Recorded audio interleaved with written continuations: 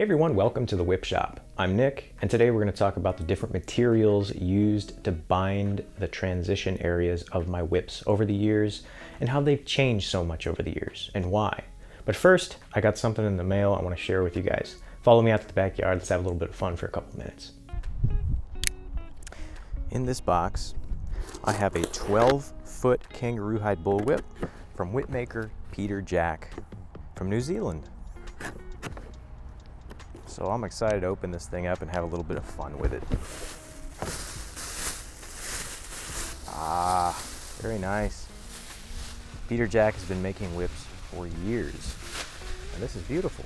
All right, let's have a little bit of fun here with this thing while we talk about binding whips. So first off, not all whip makers bind their whips. There are quite a few whip makers who rely solely on the tension of their plaiting to give that whip its springiness and its life. Binding the whip is something that I did from a very early start, so I'm comfortable with it. So this video is going to be more towards you guys who prefer to bind your transitions of your whips. Now, different whips require different binding than other whips. And that being said, if you're making something like a snake whip, it's not going to take nearly as much binding as a longer bull whip. Now this whip that I'm throwing right now from Peter Jack doesn't feel like it has much binding at all, if any. He probably just used bolsters. And some people like that really loose transition. I prefer to have it a little stiffer. So I like to bind them. I've thrown a few whips and said, what did you use for binding? And these whip makers told me nothing. It's all the plaiting. I've never been able to do that. I'm just a whip maker who prefers to bind. So binding a whip isn't right or wrong. It's just what you're used to. This video is going to be all about the different materials that I've used to bind whips over the years and why I've switched from one to another and the benefits of each one of those different types of binding materials. Let me know in the comments what you guys think of each one of these materials used to bind whips and your experience using them, which ones you like best, and maybe I left one out that you're using nowadays that I haven't covered.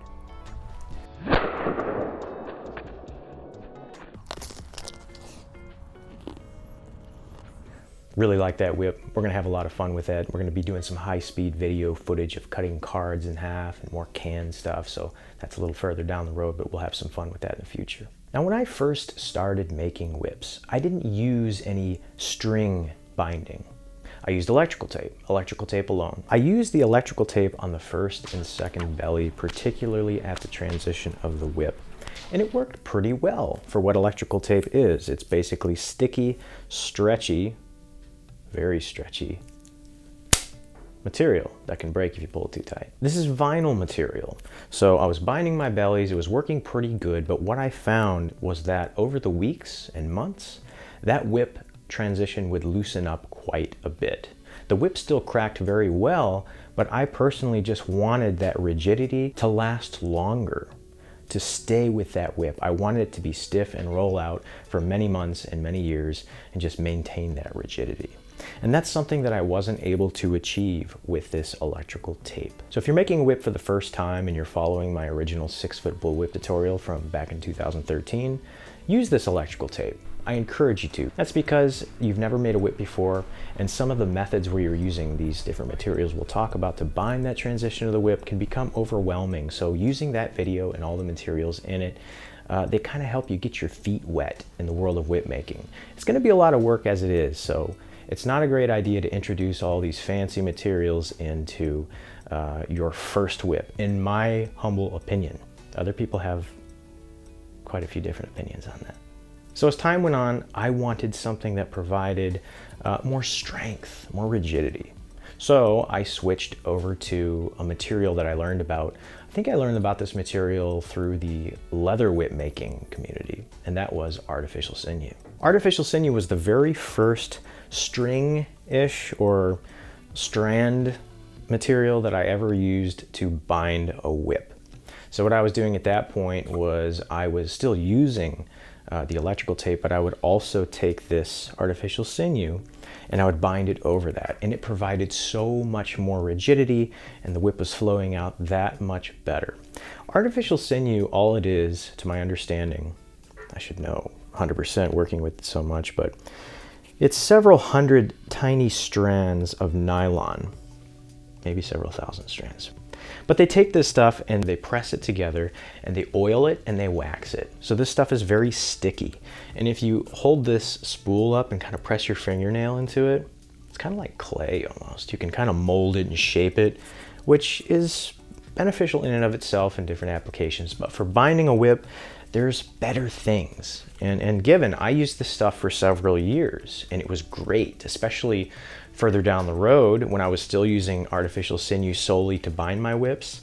And I also added to that, instead of the electrical tape, I moved to the floor mat tape, the double stick floor mat tape, which I'm sure you guys all remember from the previous videos.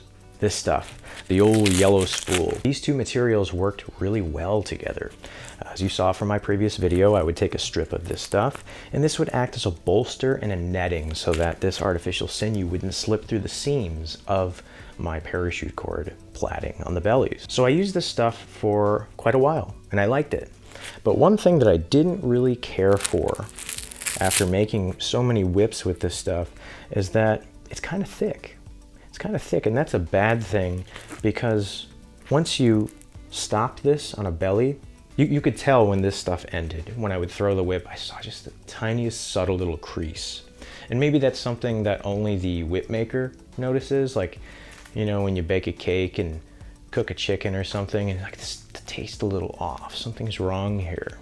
And your family's like, no, it's great, you know. Maybe they're just being nice and they do taste it, but chances are they might not taste it at all, but you're the one who cooked the chicken, so you know it's there. And you know, where am I going with this? Ah yes, floor mat tape. I was throwing these whips and I could notice where this stuff stopped and the belly carried on, and there was just a crease forming there, and I attributed that to the thickness of this material. So I kept using the artificial sinew, but as the timeline progressed, I swapped this double stick floor mat tape out for hockey tape, which I use to this day. Hockey tape is a wonderful material.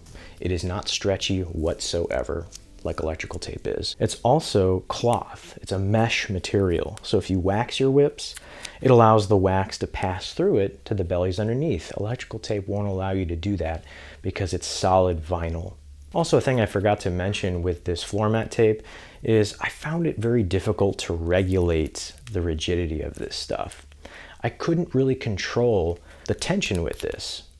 You know, I'd cut a strip, and wherever that strip was, it was a certain tension, and I would have to rely on tapering that tension to the binding material. So the hockey tape is really nice and a step up from this double stick floor mat tape.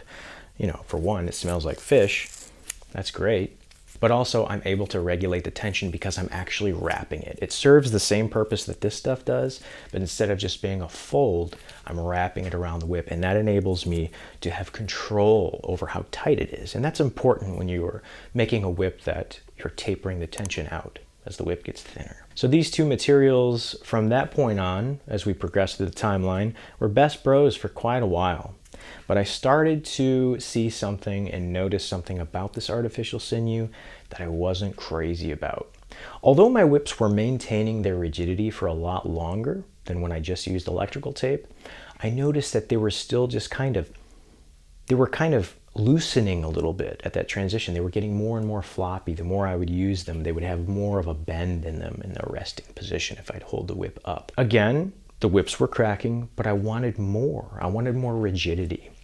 So I really kind of observed this, did some soul searching with my materials list. And I thought to myself, if this stuff is oiled and waxed, if I'm doing like a crisscross pattern like this on a belly, each point where those strands wrap over and under another one, they're gonna slip on themselves just a tiny bit, fractions, probably thousandths of a millimeter every time you crack the whip.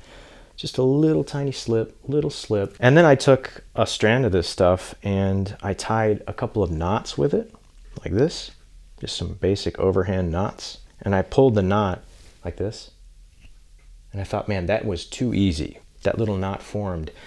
And this stuff just slips on itself because it's oiled and it's waxed. And that can be nice because, as I mentioned, you know, if there's a certain area of the whip that I'm binding off like this, I can wrap it a bunch of times. And without even doing a half hitch knot, I can cut it and then just press it in and it sticks on itself like it is right now. It's holding. It's actually hurting a little bit. So that's one of the nice things about that. And I use this stuff a lot to this day on my heel knot foundations to tighten those up, you know, and it works great. This stuff is also nice for bulking up a belly a little bit, just doing a whole bunch of wraps, and that's what it's really great for. But I found that it's just not the best if you're trying to maintain a stiffer whip at the transition. There is a better material than this stuff. This is nylon thread. The nylon thread was nice because I could do those wraps, you know, and when I bend my finger right now, I cannot feel those strands slipping on one another. This stuff is not waxed. So this stuff worked for quite some time, and it was nice, and it was working great, and it still works great, but it's so time consuming because of how thin it is. So in order to fill in a certain spot that you're wanting to wrap, that surface area takes a very long time to fill in, and you have to go over it again and again and again because it's so thin. So that is the con to this stuff. It will yield a whip that has a nice stiff transition that maintains its stiff transition, but it's just so thin, it's very time consuming. So I wanted something that gave me the benefit of that wider strand, like the artificial sinew, but that didn't have that oil and that didn't slip on itself, but also was not stretchy. That material just so happened to be this stuff. This is what I use to this day. It's Dacron lacing tape. It is a polyester material. Not only do we get that nice width there, but this stuff is not in the least stretchy at all. It is not oiled, so if I go to wrap my finger like this, we can achieve an unbelievable amount of stiffness with very minimal wraps because it's so wide. So the wider the strand, you're going to fill that surface area in on the belly or wherever you're binding much quicker. So this cuts the time probably down to a third of what it is with the nylon thread. So these two are the winners, guys. These are the two materials that I use to this day to bind my whips. I hope you guys found this video informative. This video is a response to the poll I did, where I asked you guys to tell me what you want to see. The new year is just around the corner, so I want to start fresh, and I want to show you guys and give you the material that you want. So that being said, thank you so much for watching. If you enjoy these types of videos, please do reach down, hit that subscribe button, like the video, and please comment below and tell me about your different experiences using these different materials. Thanks so much for watching, and I will see you all in the next one.